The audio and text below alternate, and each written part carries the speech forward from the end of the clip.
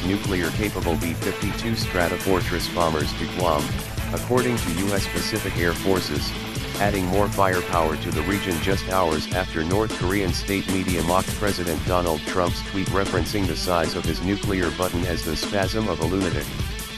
B-52 bombers provide additional nuclear and conventional mission capability to a subtly growing American military presence in the region amid ongoing talks between North and South Korea. Officially, the deployment is part of the U.S. military's effort to maintain a continuous bomber presence in the Pacific, but the timing coincides with ongoing talks between North and South Korea ahead of next month's Winter Olympics. The talks mark the most significant thaw in relations between the neighboring states in years, and the U.S. remains cautiously optimistic that the dialogue could eventually provide fertile ground for diplomacy. Washington and Seoul opted to postpone their annual military exercises until after the Olympics, but the Air Force said it will maintain routine firepower in the region even as talks are ongoing. This forward-deployed presence demonstrates the U.S. continued commitment to allies and partners in the Indo-Pacific region, the Air Force said in a statement. Ongoing discussions between North and South Korea has not prevented Pyongyang from openly criticizing the U.S. and President Donald Trump in recent days. North Korean state media mocked Trump this week, calling his tweet about having a bigger nuclear button than Kim Jong-un the spasm of a lunatic. Kim will likely also take issue with the U.S. deployment of additional nuclear-capable bombers to Guam, a territory he has often threatened to target with a missile should the U.S. provoke him.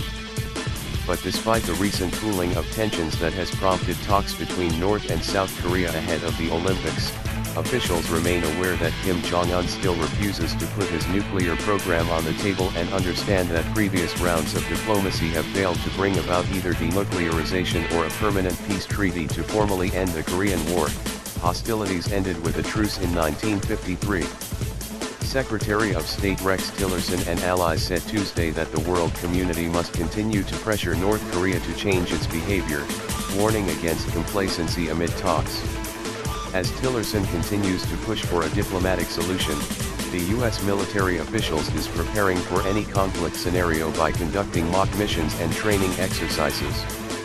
The B-52S and 300 airmen from Barksdale Air Force Base will replace the B-1 bombers currently stationed in Guam and join 3 B-2 stealth bombers that arrived at Andersen Air Force Base earlier this month.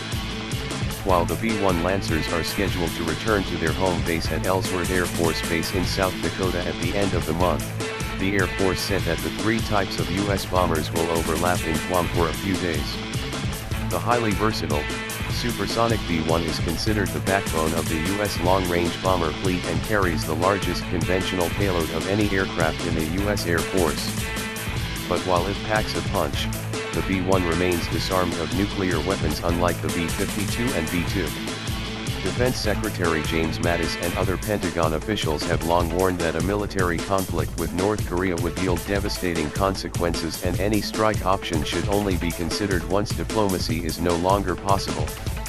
Democratic Sen. Martin Heinrich of New Mexico wrote a letter to Mattis last week to express concerns that the administration was considering a bloody-nose strategy against North Korea in which the U.S. would launch a preemptive military target strike. Heinrich wrote, "In our eyes, a limited strike against even a single, military site could easily be perceived by North Korea as the opening salvo and a declaration of war. Even putting aside the myriad targeting challenges presented by North Korea's missile and nuclear programs, we have no way of predicting the exact form of North Korean retaliation. But should the situation arise where the U.S. must wage a military campaign on the Korean peninsula, analysts have told CNN that B-2 and B-52 bombers launched from Guam, referred to as the tip of the spear, would likely be part of any first strike. The B-2 is considered the Air Force's heavy penetration bomber and features low observable stealth technology designed to evade anti-aircraft defenses. A long-range heavy bomber, the B-52 can perform a variety of missions but is a significantly older aircraft than the B-2. It is capable of flying at subsonic speeds and can carry nuclear or precision-guided conventional ordnance. The Air Force said the B-52S will provide regional allies and partners with a credible, strategic power projection platform.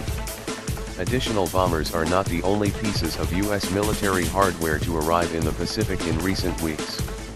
Earlier this month, the military boosted its stealth attack options in the Pacific when the amphibious assault ship USS Wasp moved into the 7th Fleet area of operations. The 40,00-ton, 844-foot-long Wasp is essentially a baby aircraft carrier. Built in 1980s, it has been upgraded to deploy new Marine Corps F-35D stealth fighter jets. The fifth-generation fighter jets are seen as a major advantage for the United States in any contingencies involving North Korea, as they are undetectable by Pyongyang's radars. The Wasp will be based in Sasebo, Japan, and become the flagship of the U.S. Navy's Upgun Expeditionary Strike Group in the Pacific, the service said. It replaces the USS Bonhomme Richard, which has not been upgraded to handle the F-35S.